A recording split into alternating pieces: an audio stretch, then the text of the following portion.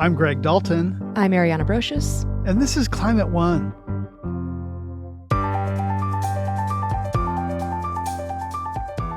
The last few weeks have been a doozy.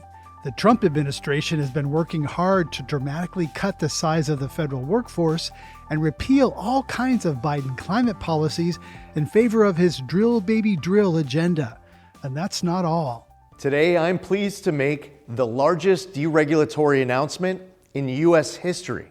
Environmental Protection Agency head Lee Zeldin posted a video on X touting his overhaul of the agency and his plans to, quote, reconsider many existing rules. Our actions include the Biden administration's deeply flawed Clean Power Plan 2.0, mercury and air toxic standards, Quad O BC, particulate matter 2.5, light, medium, and heavy car and truck rules, NESHAPs, and the so-called social cost of carbon.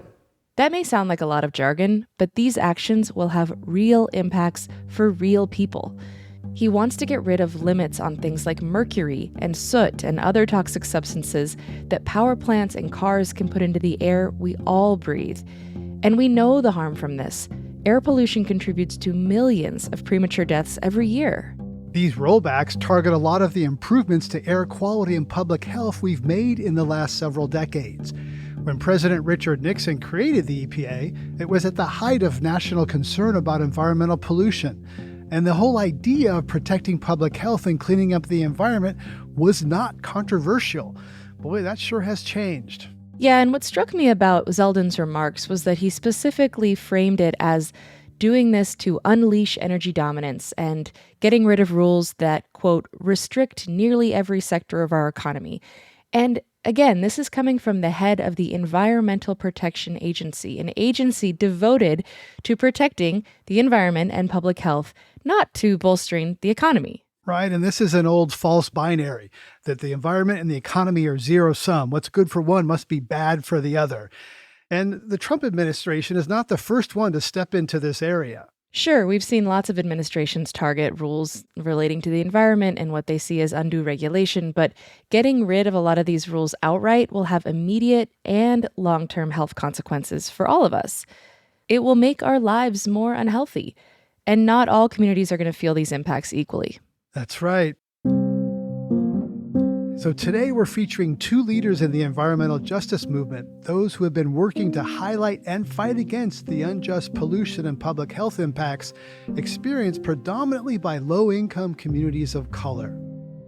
Coleman Flowers is an internationally recognized environmental activist who's dedicated her life to fighting for the most vulnerable communities, people who've been deprived of the basic civil right to a clean, safe, and sustainable environment. I first had the pleasure of talking with her on Climate One several years ago. She talked about growing up in Lowndes County, Alabama, and working to stem the raw sewage contaminating homes and drinking water in her county and beyond.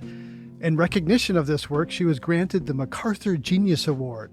She's founder of the Center for Rural Enterprise and Environmental Justice. In 2021, she was appointed vice chair of the Biden administration's inaugural White House Environmental Justice Advisory Council.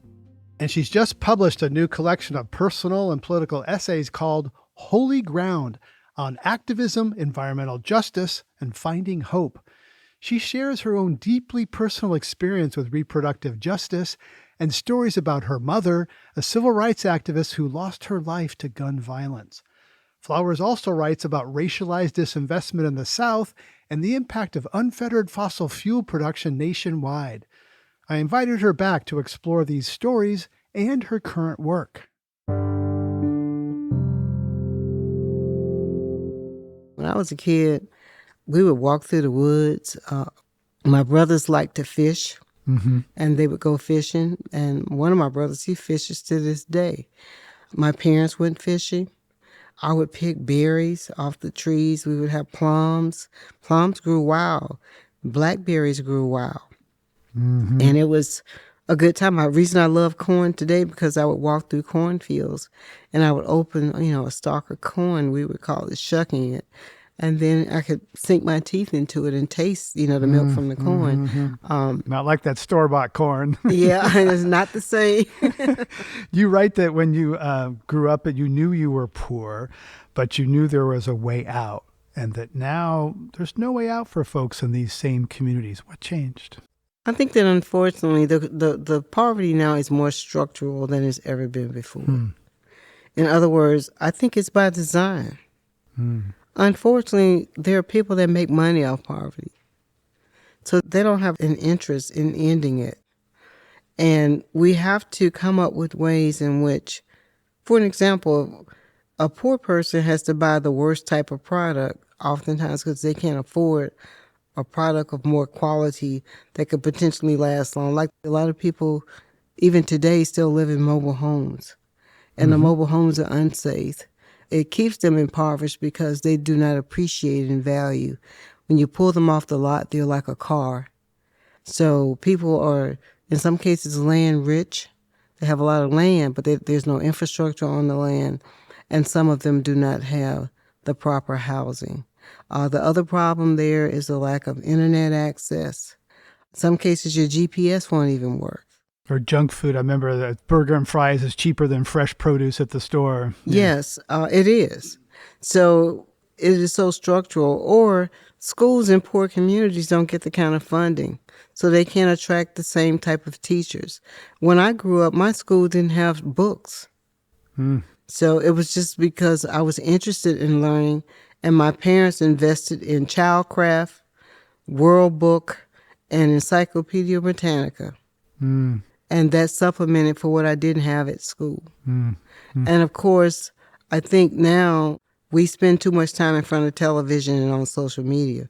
We didn't do that when I was growing up. So we had a chance to learn. We had a chance to read, and then there was information that was shared by our parents or by our family members that were in the military and went to other countries, and they came back and shared those stories with us. So the difference, I think, between poverty then and poverty now is that it is very structural, and it's very hard for people to break out of it. You hold up Jackson, Mississippi as an example of what disinvestment looks like, not just underinvestment, but intentional disinvestment. Tell me about Jackson, Mississippi. Well, I had the opportunity to visit Jackson so I can learn firsthand about the water problem because I knew about the water crisis. And when I arrived at Jackson, I didn't know that the mayor of Jackson was on the plane with me. And I happened to see him at where we were getting our luggage at baggage claim. And I told him what I had planned to do, that a local activist was going to take me around. And he said, just remember, when you look at Jackson, that Jackson is what disinvestment looks like. So through that lens, I started looking around. I saw empty buildings. I mean, some of those buildings are very elegant. I saw empty homes. I saw empty churches, empty schools.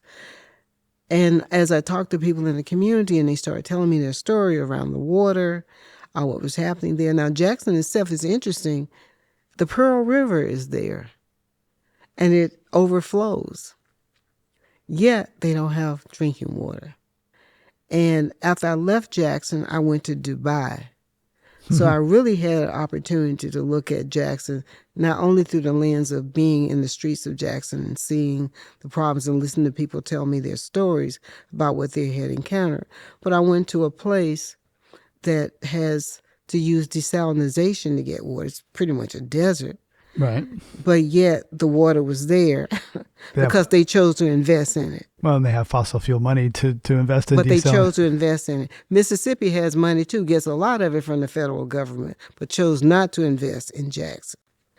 And I think that that was a decision that has diminished the state, but certainly diminished the state's capital. It just kind of resounded in my mind what the mayor said, that the mayor was right, that Jackson is what disinvestment looks like. And you also write that Jackson is the embodiment of how environmental inequity and climate change inevitably occupy the same place. They do. How so?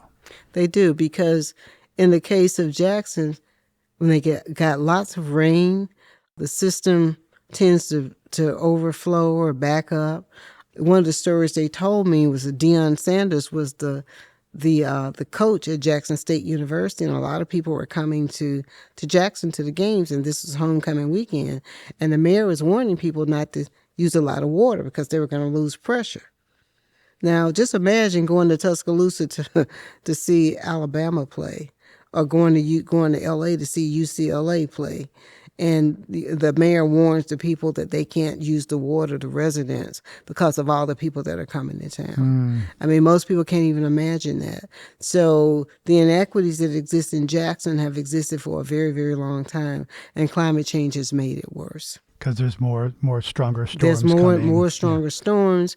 Even when they had the big freeze, the time when it got really, really cold, and pipes were bursting, even in Texas, from Texas all the way through Mississippi, they had problems then. So, but the people that got a lot of the press were in Texas. They didn't get a lot of press in Mississippi. Yeah, right. You say that Jackson is being punished for having black leadership in a red state. What does this portend for the rest of the country when we have national leaders who seem intent on punishing their opponents? It started on the local level first. We're just starting to see some hints of it on a national level. It's nothing new. It's nothing new, but I would just hope that this whole idea of neglecting a community or punishing a community and not giving them what they need is not American. It is not about democracy. And at that point, when we get to that point, maybe they could look to Jackson and say, if you continue to do this, this is what the rest of the United States is going to look like. At a conference in Mississippi, you said, quote, "We've replaced a slave economy with a fossil fuel-based economy. Both of them were inhumane, and we have to find a way out." We do. We have to find a way out if we're going to live in a world that is sustainable and resilient. Because, first of all, we can't build infrastructure the way we've been building infrastructure. It's failing. We cannot continue to build things that'll break down so you can go and buy another one. We can't continue to fill the oceans with plastic and think that it's not going to rebel. We can't continue to live the way we live and think that our children are going to have a future. So that is the reason why I think we have to change the economy. We have to diversify. I still believe in a just transition. There are other ways in which we can generate energy. In some cases, fossil fuels are not going to go away tomorrow. I know that that's not going to happen. But at the same time, we should not say that we should have fossil fuels only and not coexist with renewable energy and let people have access to it. You've worked extensively on the American South, a region experiencing climate impacts, a lot of heat, severe storms. What are you seeing in communities like Lowndes County from climate disruption caused by burning fossil fuels? Well, of course, we're seeing more storms. We're seeing more tornadoes, and they're more powerful. Whenever there are lots of powerful storms, we have power outages. It's really interesting. We rely on fossil fuels, but our grids are not up to par either. And even in places that are not like Lowndes County, I'm seeing where the grid can't withstand when everybody is turning on their heat at the same time, or everybody is turning on their air conditioner at the same time. There are power outages. I mean, the community that I live in sometimes institute rolling power outages. And in the communities that are poor, they're experiencing that on a more regular basis as well. And not only that, they're getting higher power bills. Just imagine trying to heat or cool a trailer. They're not built to regular building standards. So people, they have less money. Then it gets to the point where the money that they do have, they have to choose which bill they're going to pay this month. And sooner or later, that will catch up with them.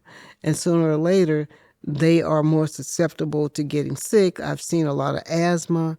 That's one of the things that seems to have increased because you have more pollen. We'll probably see more tropical parasites in these communities, especially where you have climate change, and then you also have raw sewage on the ground. The sewage infrastructure is failing, and raw sewage is actually going into our drinking water sources. We have to find ways to deal with that. And right now, we're not on a good trajectory. We were, but we're not on a good trajectory to continue that progress. And you've been a leading voice in exposing connections between inadequate wastewater infrastructure and public health. You talk about sewage and things that people rather not think about or talk about. So what are the most shocking health consequences you've witnessed in communities with poor sanitation? Oh, where I've actually gone outside homes and seen the contents of their toilets in their backyards, or a goalpost where children are playing basketball right near a pool of raw sewage. In some cases, we've actually seen toys in the sewage. Yeesh. So it's just the proximity and how close it is to where people live, and the possibility that an outbreak of disease that we tend to want to blame on people from other countries could potentially happen here, because where you have poverty and access to sewage that close, it doesn't even have to be in an impoverished community. It could be in a big community, a large city that's dumping the sewage into the drinking water source. The possibility of diseases are great. And, one simple way in which I help people to understand it is, do you want to go to a restaurant and eat food where the bathrooms aren't working and people can't wash their hands? Ew, no. That's for sure. No one wants that. In your long struggle to get government to recognize the sanitation problems rampant in rural communities, things that many people listening take for granted in this country, you met Republican Senator Tommy Tuberville, and you went up to him at an event. Share that moment and how you later collaborated with him. Well, actually, I was invited to Washington to testify at a hearing on rural sanitation. And this was as part of the Farm Bill process. Senator Cory Booker had invited me to come, and Senator Booker was on that committee, and Tommy Tuberville was also on that committee. So when I saw Senator Tuberville, I walked up to him and I said, "Do you think that it is fair that when a rural homeowner buys an on-site septic system and it goes into the ground, that the liability is transferred to the homeowner and there's no warranty, no long-term warranty? Do you think that's right?" And he said, "No, I don't think that's right." And out of that was a collaboration between him and Senator Booker to try to increase the funding for money going into rural communities to pay for rural on-site sanitation. And that was a collaboration that I couldn't have dreamed that would have happened before we actually went there. But I think the fact that I was brave enough to have a conversation with someone that I didn't know whether or not we could have a conversation. But we agreed on that. And I think the lesson is that we should at least try. Right. And of course, he, as a football coach, he's accustomed to talking to all sorts of people, recruiting, black athletes to come. If you look at, and that's what I thought. That's one of the reasons that I approached him, because I knew that despite the things I had heard and the things I had been told, I gave him the benefit of the doubt, because I knew he had been in the homes of many of black women to talk to them about their sons coming to play ball for him. Mm-hmm. And some people will remember that Senator Tuberville was blocking military advancements for a long time because of, I guess it was a right to access to abortion. So Tuberville was kind of an outcast in the Senate for a while. A lot of people on the left very upset with him. Did people on the left get upset with you for collaborating with Tommy Tuberville? If they did, they didn't say it to me. But one of the things that people that know about me is that I'm an independent thinker. At the end of the day, my mission is about trying to help my community. And I'm going to do what is necessary to help my community and not let politics get in the way. Because the issue is sanitation. And every American is entitled to having access to sanitation. And I also understood that the rural communities oftentimes vote red. And they're the ones that are suffering the most. And their representatives can't say they don't know about this problem if I don't have a conversation with them. I'm impressed how you're able to speak with so many different kinds of people, partly because of your wide travels and maybe your Southern style. But you also tell a story of bonding with a white country boy who was your driver for a day. The two of you bonded over talking about the foods your mother and his grandmother used to make. I'm curious what that story and the story of working with Tommy Tuberville tell us about how you work to find common ground. Well, first of all, part of what I talk about in the book is my faith. And if you've ever gone to a Baptist church, at least a Black Baptist church, everybody has to hug each other. Everybody has to greet each other. The pastor may stand at the door at the end of the service and shake hands with people when they leave. So you learn how to talk to folk. And I've learned how to talk to people and make overtures to people that I don't know. I also was in the military. In the military, you make fast friends. You have to, because you may not be around each other for long periods of time. Mm-hmm. So it was just easy for me. And on this particular ride, this driver who had come to pick me up to take me to an event at Auburn University, where Tuberville had coached at one time, we were in the conversation as time went on. We were talking about food, and he joined in the conversation. Mm-hmm. And I was talking about how when I grew up that, I love going home and smelling the food my mother was cooking, or when we would go outside, we can tell who was cooking what because we could smell the fragrance of the food coming from the house. And one of the places that I always want to stop to get food when I'm in Montgomery is David's Cafe, which is a soul food restaurant that's still run by the family. It's been in the family for years. And I was talking about that, and he started talking about the food that he liked and the food that his grandmother cooked. And I mean, we were almost like savoring the taste of these foods by describing our experiences and sharing them with each other. We bonded over food. And I never asked him, how did he vote? I never asked him anything political at all. We just bonded over something that all humans share in common, and that's our desire to eat and having some good food. I'll continue my conversation with Catherine Coleman Flowers after the break. She explains how she finds common ground with people of all stripes. Living in a red state is like going to different churches. People worship differently, but just because they may pray or call their God something different than the way I pray or call my God doesn't mean that we don't believe in God. We just do it differently. That's up next when Climate One continues.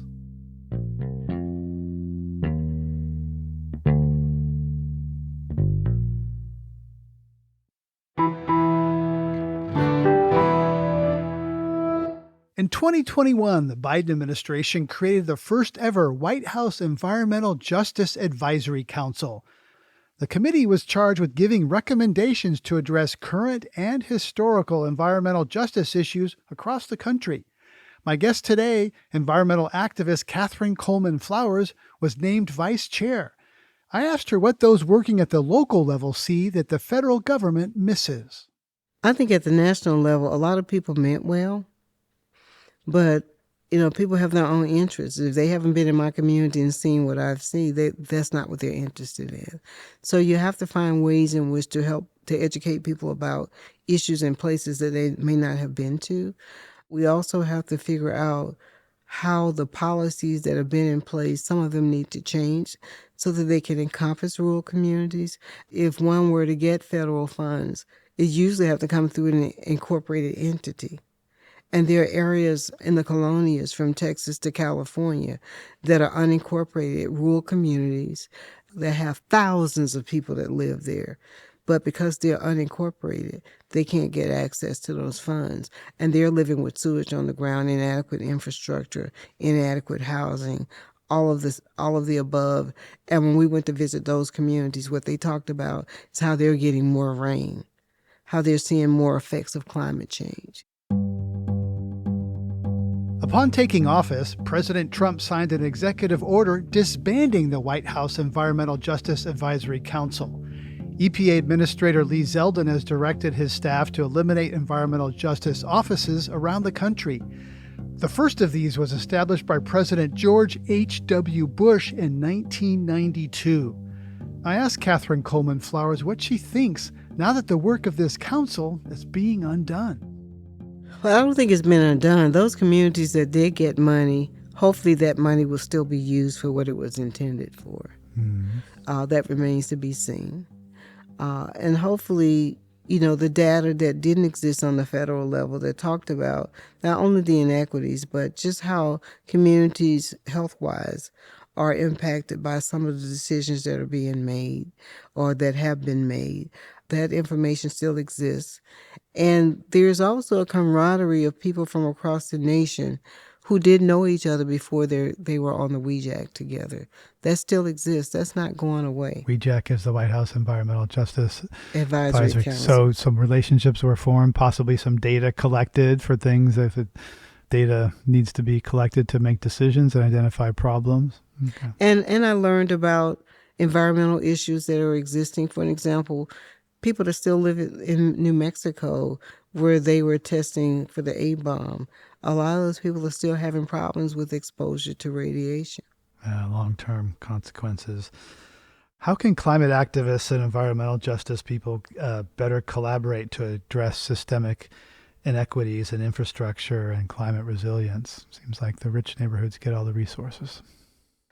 Well, there should be more collaborations between big greens and small organizations. For an example, our organization, the Center for Rural Enterprise and Environmental Justice, we've been working on collaborations with NRDC. We also work with the Climate Reality Project, and we work with the Rocky Mountain Institute. So those are the big greens. You're saying the big environmental groups that have big budgets, lots of resources. They can also help us realize some of the things that we need because we don't have the capacity. We don't have lawyers on our staff. We don't have that type of money. But what they bring to the table could be very helpful to smaller organizations trying to bring about the changes necessary in their communities and also to be heard. And some of that's been politicized these days, but you're good at finding common ground with people who have see things and different from you. I don't think that all Republicans are bad. First of all, I'm not a Democrat or a Republican. I'm an independent. That's number one. Number two, living in a red state is like going to different churches. People worship differently. But just because they may pray or call their God something different than the way I pray or call my God doesn't mean that we don't believe in God. We just do it differently. So how do we ensure that rural and poor communities are not left behind in all this? Because they're the ones who don't have as much insurance for, say, after a wildfire or a hurricane. I think we're going to have to do what those farmers did last week when they went to Washington to talk about the concerns that they had for the cuts and how it was impacting them. I think that we're going to have to lift the voices and join hands with people that are being impacted so they can tell their stories. And as people tell their stories and other people see, oh, this is happening in my community, it's a problem. We need to find solutions and work together on that. I think that's how we get there. Catherine Coleman Flowers, thank you so much for sharing your story with me. I really appreciate it. Thank you. Thank you for having me. You know, Greg, when I listen back to that interview with Catherine, I'm just really struck by how difficult this work is of addressing environmental injustice and how much work it takes over the long term to really get things changed. And it's inspiring to hear about the work that she and others are doing because it does really take sustained effort to make a difference. Right. And I'm humbled by her advocating for things that you and I take for granted, sanitation, sewage, Think about Robert F. Kennedy going to Appalachia and being horrified by the poverty that exists in this country. Well, a lot of that poverty still exists today, 50 years later. Now, we'll hear from another inspiring environmental justice advocate, Justin J. Pearson. He represents Tennessee's 86th district, which includes parts of Memphis.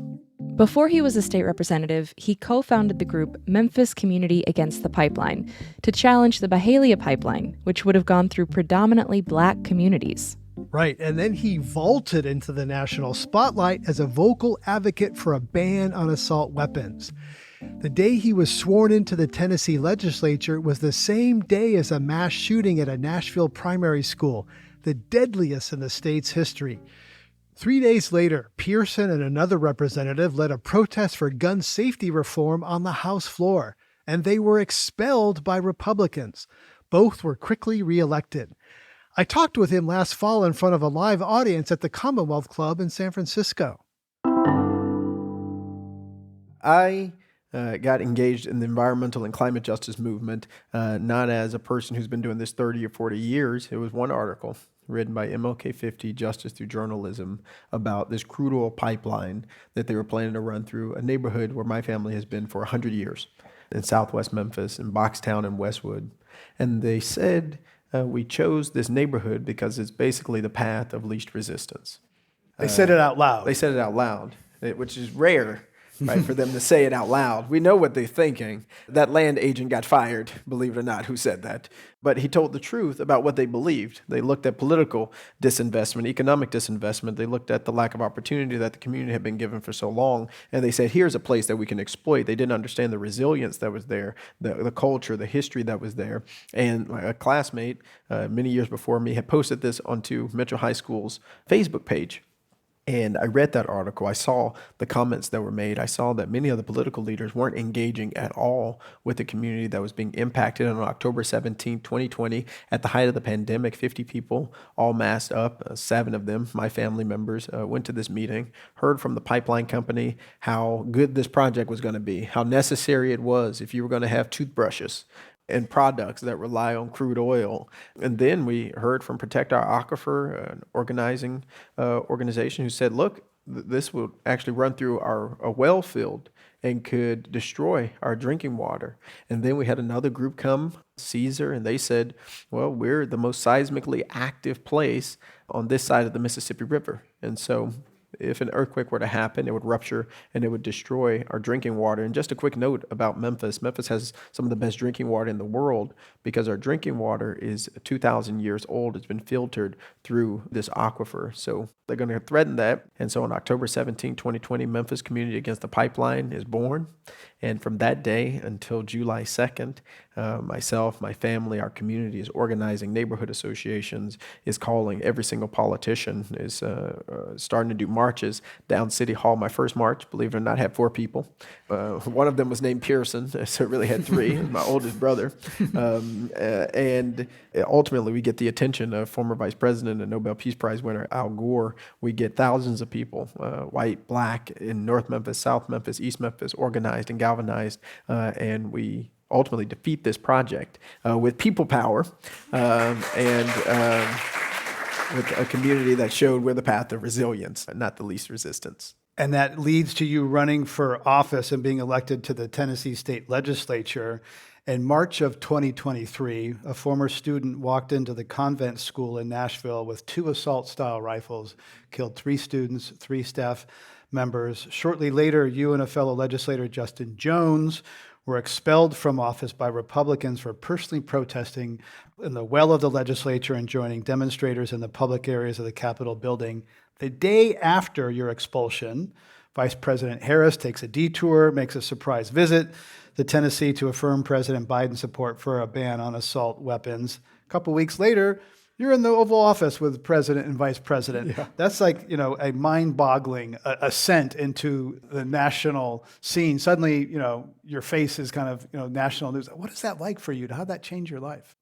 Let me start with this. On March 27th, I get sworn into office. It's the same day of the Covenant School shooting. And 2 days later, we don't have session that day. We gavel in and gavel out. 7,000 people show up that Thursday.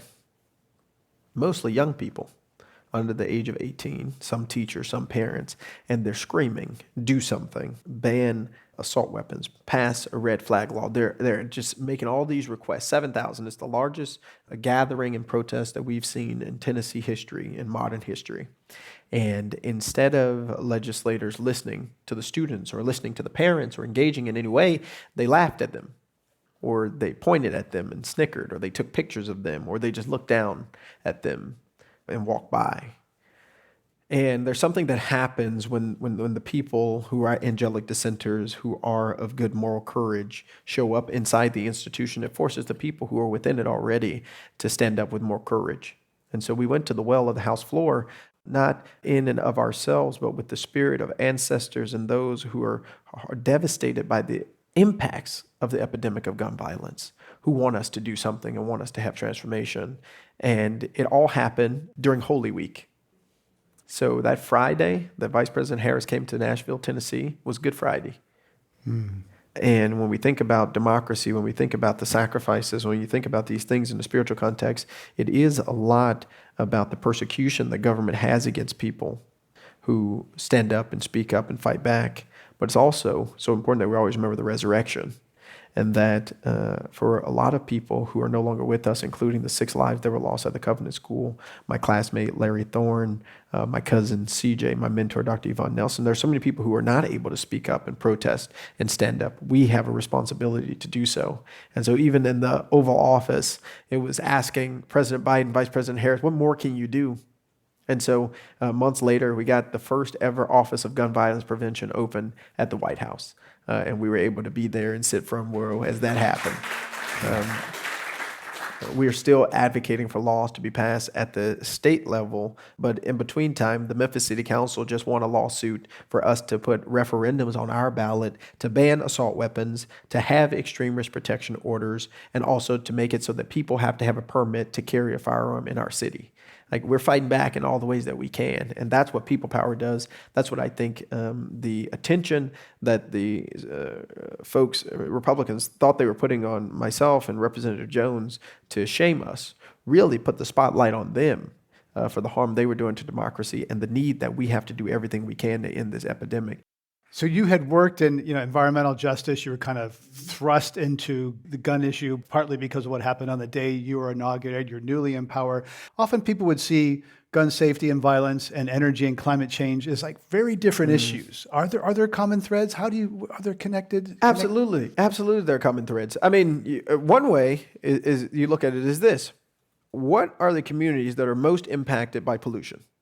The same communities that are impacted by pollution are the ones that are being devastated economically with opportunity, being educationally deprived, and are also the most polluted. There's intersection. So pollution and guns are concentrated in the same places. In the same places. And it's no coincidence that places that have more lead pipes and the less infrastructure, positive, good infrastructure, are also places where you have incidences of more of the effects of crime or violence. Right? Like the intersection is really about where is our society not caring for people, and where is, as Dr. Mustafa Santiago Ali saying, there being places that are sacrifice zones, and those places overwhelmingly overlap. And so when I think about our environmental and climate justice struggle, the same community that I was knocking doors for to defeat this pipeline and that we were organizing and rallying for at Alonzo Weaver Park are the same communities that I knocked doors for to run for office, and are the same people who marched to reinstate me to continue to serve as their state representative and elect me. It's like we can't separate the harms that are happening to our communities, the extraction that's happening from corporations, and the attitudes and the actions of people in power that perpetuate not just pollution, but perpetuate poverty, perpetuate inequality and injustices that have long-term ramifications. I've heard you talk about people who see the status quo and think like, well, that's just how it is, or that's like the way it always will be. And you mentioned angelic dissenters, people who are comfortable with the status quo and ought to say like, it doesn't have to be like this. So say a little more about angelic dissenters. Yeah. The realities that we are experiencing, that our children, our nieces, and our nephews are experiencing are not isolated, but rather they are part of a lot of systems interplaying and interlocking in ways that oftentimes is creating harm. I think the reality that I learned post George Floyd's lynching and Breonna Taylor's lynching and Ahmaud Arbery's lynching is that we have social structures and systems set up that are leading to these different outcomes for people in all of our communities, and the reality that there's not going to be one singular fix, there's not going to be one singular way, there's going to have to be a way that we think about injustice and think about changing it. And the way that we have to do that is by being angelic dissenters, and that's in two ways. One is that what we are talking about right here is pure. Everybody deserves clean air, clean water, clean soil. I want that for everybody. Right? Like what we are talking about is a pure reality. Everybody deserves access to the opportunity to be who God has called for them to be beloved. Right? This is pure. And we have to dissent to a status quo that is saying different. a status quo of economic exploitation, a status quo of educational deprivation, a status quo that says you all deserve to have plants and deserve to have pollution and deserve to have politicians who don't care about you. And then these folks over here, they deserve all the good things. Right? We have to dissent to that. We dissent to unjust policies, unjust practices, unjust people in positions of power. We have to dissent. And I believe that it is a movement of angelic dissenters in this movement for justice rooted in love that say there has to be a subversion to this status quo that's not just going to save our planet, but save the people who are here, save lives of people like my grandmothers, God rest their souls, who died from cancer because of 17 toxic release inventory facilities being around our community. We have to dissent to this, and we have to do it in a way that is pure, that is love-centered, and that is people-centric. We're going to take a quick break. When we come back, Justin J. Pearson and I talk about overcoming identity politics. If the racism and white supremacy and patriarchy and homophobia and transphobia and xenophobia become the divisionist tools that other colleagues continue to use, we will never build a more perfect union. We'll never build a more perfect country. That's ahead when Climate One continues.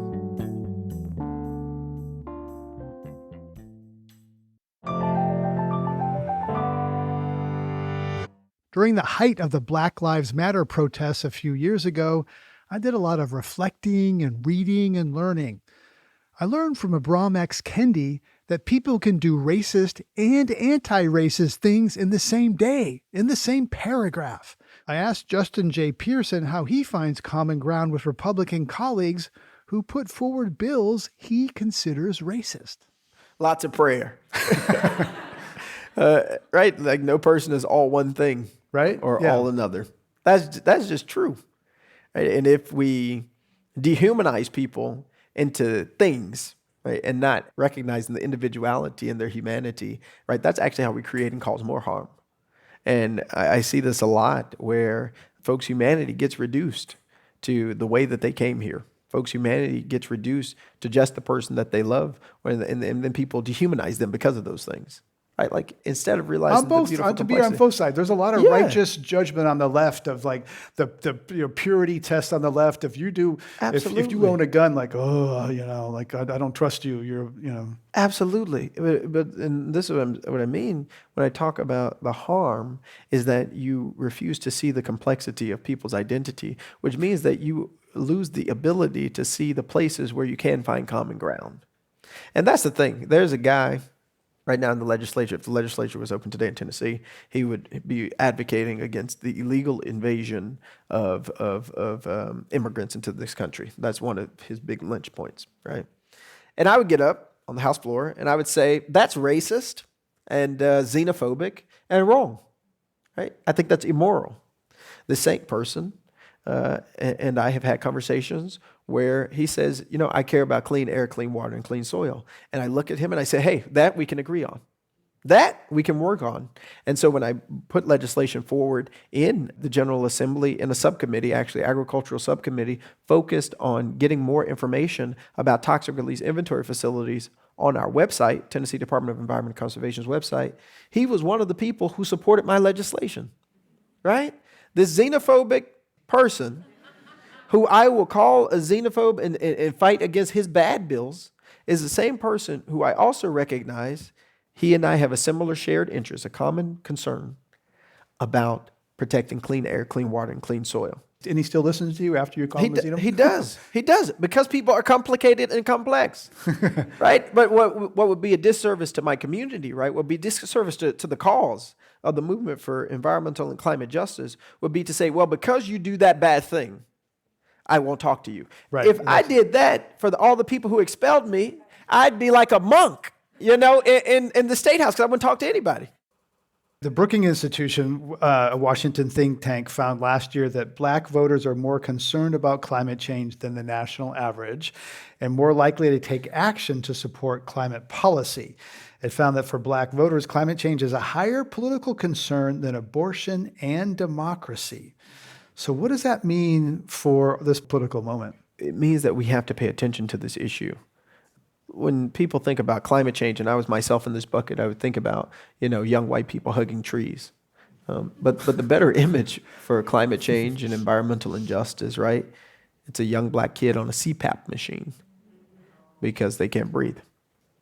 A better image is taking your grandmothers to the graveyard because they've died of cancer in their early 60s. That's the consequence of environmental and climate change. And I think the image of climate change is changing because these fights are becoming more proximate. It seemed for so long that this was fights way out there. But then Cop City comes into Atlanta. And then Byhalia Pipeline comes into Southwest Memphis. We got more proximate to it and started to realize that something was happening to us. That as I learned, those Valero pipes, those weren't cloud makers, right? As I thought when they were a child, and as I was a child and we drive by them, that was pollution coming out of there, right? Those are flare-offs, and we were breathing that in. I think what's happening in black communities and communities across our country that are experiencing these and are more proximate to them is the resistance. And honestly, if people had paid more attention to where these things were being placed 30, 40, 50 years ago, we wouldn't have a climate crisis. But it was because the black communities, the brown communities, the indigenous communities, the poor communities weren't being cared for then that we're suffering with the consequences now. Right. And you're a Democrat who says that Democrats are ignoring much of the country. Explain why that is and what impact it has. Yeah, I mean, 97% of the country roughly is rural. It's like the majority of the country. By land, not by people. By land, not by people. And so for Democrats, and I am a proud Democrat, you say that. I was wondering. Yeah, I know. People wonder. I'm not switching over. We have to be more proximate to people who are suffering. And I love California. I lived in Massachusetts. But our party and our politics cannot be segregated to just two parts of our country. The coastal elites who've been kind of running the Chardonnay Democrats. Exactly, right? The bi-coastal elites, as it were, are not all of the party. We have to go to Nebraska and Iowa and Tennessee and Mississippi and Alabama. We have to go to these places, and particularly in the South, not just because the South has something to say, but if I could tell you this, the litmus test for America's progress, the litmus test for American democracy and our future is actually the South. Why? Because you go to the places where the people are most oppressed to see how good you're doing as a nation with breaking down oppression. If you want to go to see how good San Francisco is, don't go to the fancy rich area. Go to the place that's been most deprived historically of opportunity. And I'll tell you how good San Francisco is doing. And do that in all the places across this country, and you will see that we have a deep desire and need for a movement for justice to rise up, a movement for justice rooted in love to rise up in the places that have been overlooked, the places that have not gotten enough attention, the places that have been deprived for too long, and to put power and our voice and our resources and our money in those places to create the transformative change that we need. And so for Democrats, that is talking to white, that's talking to black, that's talking to Asian, that's talking to Latino, that's talking to rural, that's talking to urban, that's talking to the farmers, that's talking to the cattle ranchers, that's talking to everybody, because what I know to be true about the policies that I advocate for and that I believe in is that these are policies that are beneficial to everybody.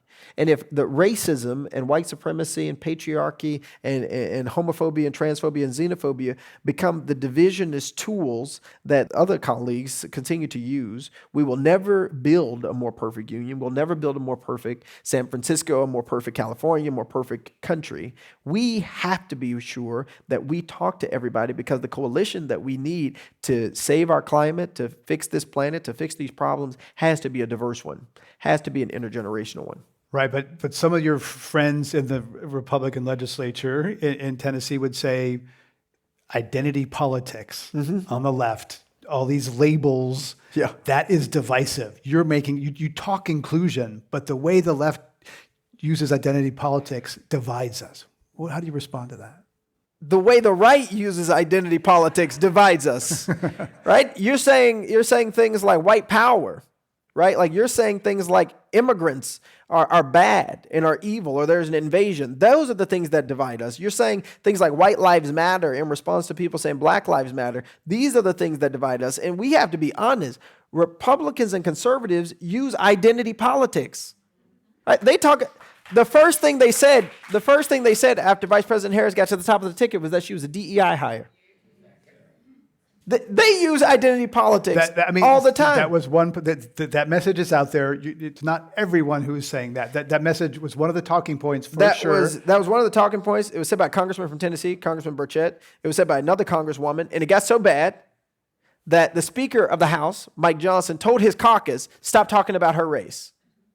Right? Like this is what we have to contend with, is a reality that people don't want to talk about identity politics when it comes to inclusion, but they're okay talking about identity politics when it comes to self-preservation of whiteness and self-preservation of separation of othering people. When we talk about identity, when I talk about identity, we have to talk about it in a way that's celebratory.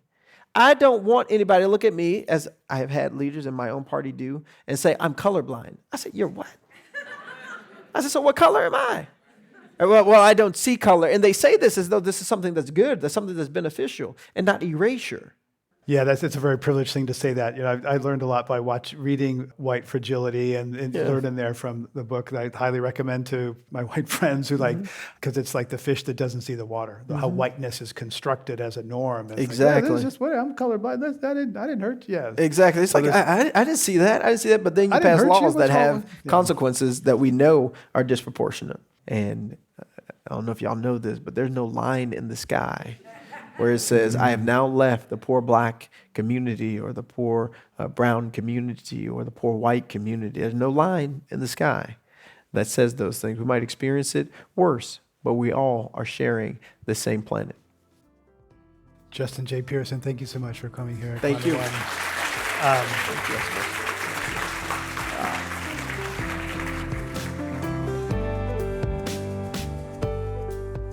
And that's our show. Thanks for listening.